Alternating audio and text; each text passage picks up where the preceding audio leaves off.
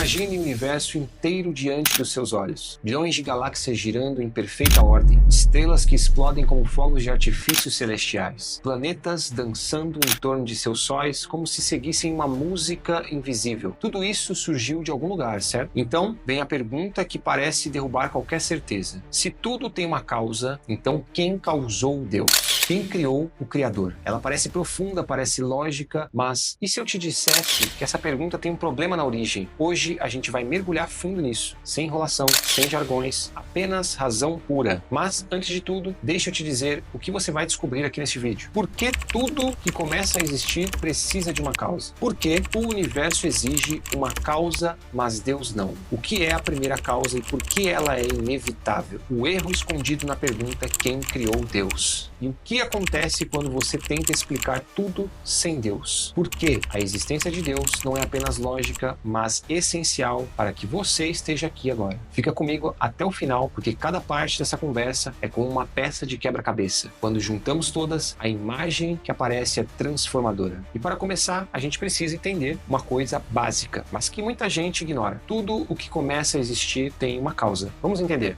A lógica do começo. Nada surge do nada. Isso não é opinião, é um fundamento do pensamento lógico e da ciência. Você já viu algo surgir do absoluto nada? Não estou falando de algo invisível ou improvável. Estou falando de nada mesmo. Nenhuma matéria, nenhuma energia, nenhuma possibilidade. A ideia de que algo possa simplesmente aparecer sem causa, sem explicação, é tão absurda que até o senso comum rejeita. Se você acordasse e visse um carro novo na sua sala, não pensaria que ele surgiu do nada? Você procuraria uma explicação. Alguém trouxe, alguém fabricou, houve uma intenção. Esse princípio, que tudo começa a existir, tem uma causa, é aceito por todas as áreas do conhecimento. É o que os filósofos chamam de causalidade. E sem ele, nem a ciência funciona. Mas aqui vai um detalhe que muda tudo. Esse princípio só se aplica ao que começa a existir. E isso é fundamental. Se algo teve um começo, teve uma causa. Mas se algo sempre existiu, se nunca teve um início, então não precisa de uma causa. Essa distinção é crucial para a nossa conversa sobre Deus. O universo teve um começo, e isso é consenso científico. A teoria do Big Bang, que tem respaldo nas observações do fundo cósmico de micro-ondas e na expansão das galáxias, mostra que tempo, espaço e matéria tiveram um ponto de partida.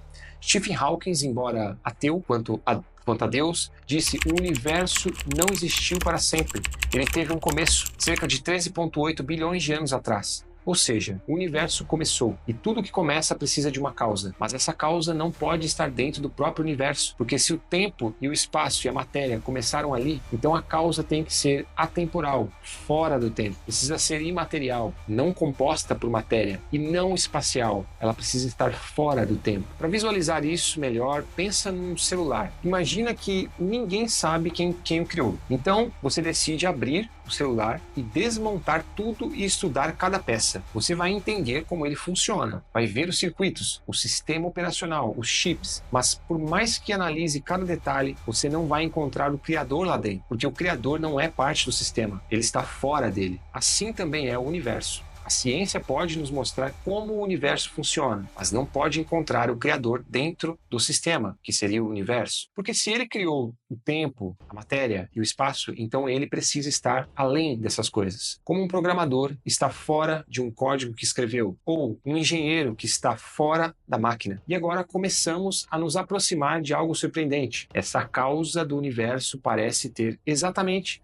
as características que a Bíblia sempre atribuiu a Deus. E isso nos leva à próxima etapa. Mas agora vem a dúvida inevitável. Por que o universo exige uma causa, mas Deus não? Essa é a hora de entendermos a diferença entre o que é contingente e o que é necessário. O universo é contingente, ou seja, ele poderia não existir. Ele depende de algo para existir. E como ele teve um começo, ele se encaixa perfeitamente no princípio da causalidade. Mas agora pensa em algo que não começou, algo que sempre existiu, que não depende de nada além de si mesmo. Esse algo é o que os filósofos chamam de ser necessário. Aristóteles o chamou de ato puro, aquilo que existe por si mesmo, sem mistura de potência, sem princípio, sem fim. Tomás de Aquino reforçou isso ao dizer que Deus é a essência da existência.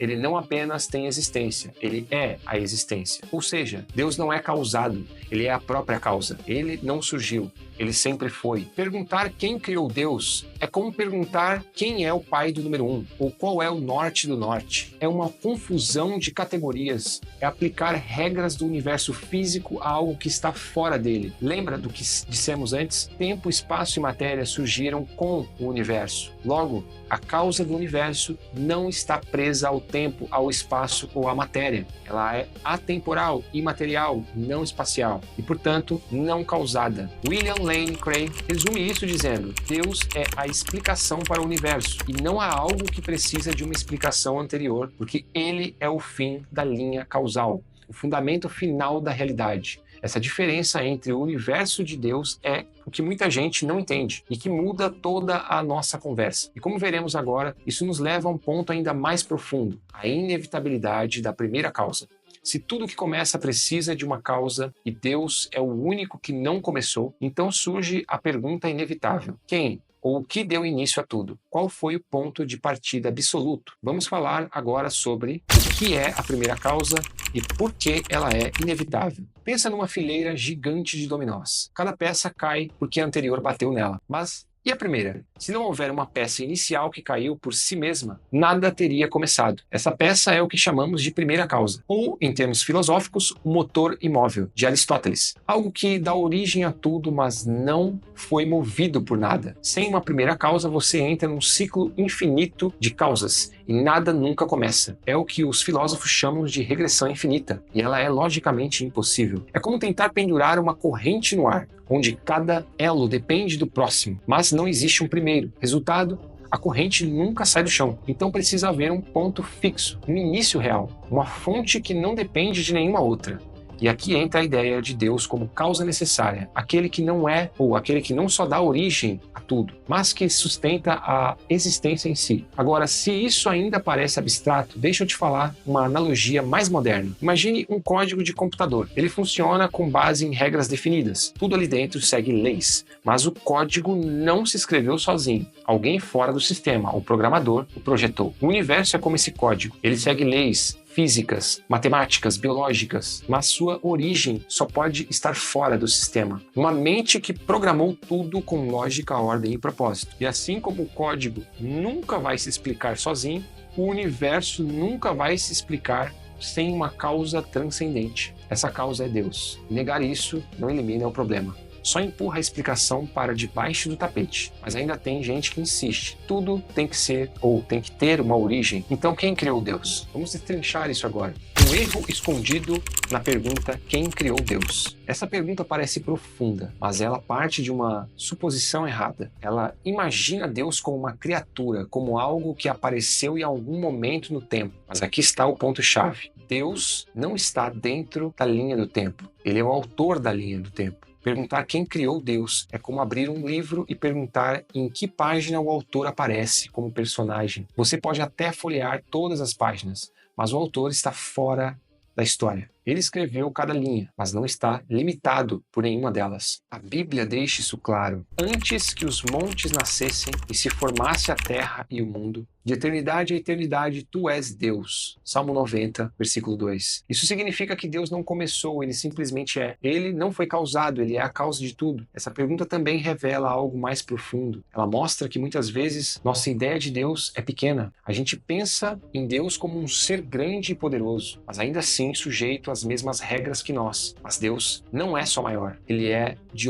uma ordem completamente diferente. Enquanto tudo o que conhecemos depende de tempo, espaço e matéria, ele é quem criou tudo isso. É como olhar para um quadro e perguntar quem pintou isso. A resposta nunca está na tinta ou na moldura, está fora da tela, no pintor. Por isso a pergunta quem criou Deus não é só equivocada, ela mostra que ainda não entendemos quem Deus realmente é. E quando você entende essa pergunta, desaparece, porque Deus, por definição, não tem começo. Ele é o princípio sem o fim, a origem sem a origem. Ele é o eu sou. E agora vamos para o próximo ponto. O que acontece quando você tenta explicar tudo sem Deus? Sem Deus, a única explicação para a existência do universo é o acaso absoluto. Mas aqui está o problema. O acaso não é uma força criadora. Ele não tem intenção, não tem direção, não tem poder. O acaso é simplesmente a ausência de ordem e ele não faz nada. Dizer que o universo surgiu por acaso é como dizer que um dicionário inteiro se formou, uma explosão numa gráfica. Além disso, muitos dizem que o universo veio do nada, mas o nada na física moderna, como o vácuo quântico, não é um nada verdadeiro. Ele contém energia, obedece a leis e possui estrutura. Ou seja, não estamos falando de ausência total, mas de um tipo de algo. Lawrence Krauss tentou defender essa ideia no livro Um Universo a Partir do Nada, mas o próprio nada dele já pressupõe algo, ou seja, não é nada, é quase tudo. E se o universo surgiu do nada, por nada e para nada, então não é só a origem que fica sem explicação, mas tudo o que está dentro dele também perde sentido. Sem Deus não existe propósito objetivo. O certo e o errado viram gosto pessoal. O amor vira reação química. A dignidade humana vira ilusão biológica. Nietzsche entendeu isso quando escreveu: Deus está morto e nós o matamos. E o que vem depois? O niilismo, o vazio, perda de qualquer referência real. E mesmo assim, o universo continua funcionando como um relógio ajustado. As leis são finamente calibradas. As constantes cósmicas estão na medida exata para que a vida seja possível. Freeman, um físico teórico, disse: é como se o universo soubesse que viríamos. Isso nos leva ao próximo ponto: a vida. Não só como existência, mas como estrutura interligada. A gente viu que sem Deus, tudo vira acaso. Mas e com Deus? O que muda quando entendemos que existe uma mente por trás de tudo? Vamos falar sobre por que a existência de Deus não é apenas lógica, mas é essencial. A primeira coisa que muda é você. Você passa a entender que não é um acidente cósmico. Você foi pensado, planejado, desejado. A vida não só é sua, mas toda a vida funciona como um sistema de interdependência tão preciso que seria impossível surgir por acaso. Pense nas abelhas polinizando as flores. As flores alimentam insetos, que alimentam outros animais. O oxigênio vem das árvores. A água corre em ciclos perfeitos. A Terra está na distância exata do Sol para manter a vida. Nada disso é aleatório. Tudo parece parte de um projeto inteligente. É como se a vida fosse um grande relógio cósmico, onde cada engrenagem depende da outra. E esse tipo de sistema interligado exige uma mente por trás. É isso que a filosofia chama de afinamento da criação, e o que a ciência chama de ajuste fino do universo. Mesmo cientistas céticos, como o físico teórico Paul Davies reconhece, a impressão de design é esmagadora. Se tudo isso foi ajustado, então a sua existência não é só possível, ela é intencional. C.S. Lewis escreveu: creio no cristianismo como creio no sol que nasceu, não só porque vejo sua luz, mas porque por meio dele vejo todas as coisas. Deus não é apenas uma explicação, ele é o fundamento da realidade e o fundamento do seu valor. Romanos 11:36 diz: porque dele, por ele e para ele são todas as coisas. Isso inclui você. Você não é só matéria, você é alma, é consciência, é propósito. E isso só faz sentido se houver um Criador. Não só do universo, mas do significado da vida. O que podemos concluir então? Da próxima vez que alguém te perguntar: mas quem criou Deus? Você vai ter mais do que uma resposta pronta. Você vai ter entendimento. Vai saber que essa pergunta está mal formulada, porque Deus, por definição, não começou a existir. Ele é o ser necessário, o ato puro, a causa incausada, o fundamento da existência. Sem ele, tudo desmorona, em caos, em acaso e vazio. Com ele, tudo ganha sentido, o universo, a vida e você. E se isso tocou você de algum jeito, faz o seguinte: comenta aqui embaixo. Isso faz sentido para mim. Ou me diz: já tinha pensado nisso? Antes, faça essa pergunta, faça essa reflexão. Eu quero ler a sua visão, a sua dúvida, a sua experiência. Esse canal é um espaço de conversa e você faz parte disso. Também curta o vídeo e compartilhe com alguém, uma pessoa que precisa ouvir isso. Se inscreva no canal. Isso ajuda demais a gente a continuar criando conteúdos com peso, com verdade e com propósito. E se quiser continuar essa jornada de entendimento, clique em um dos vídeos aqui na tela. Tem muito mais para você descobrir. A gente se vê lá. Que Deus te abençoe e te mostre cada vez mais o porquê de você estar aqui.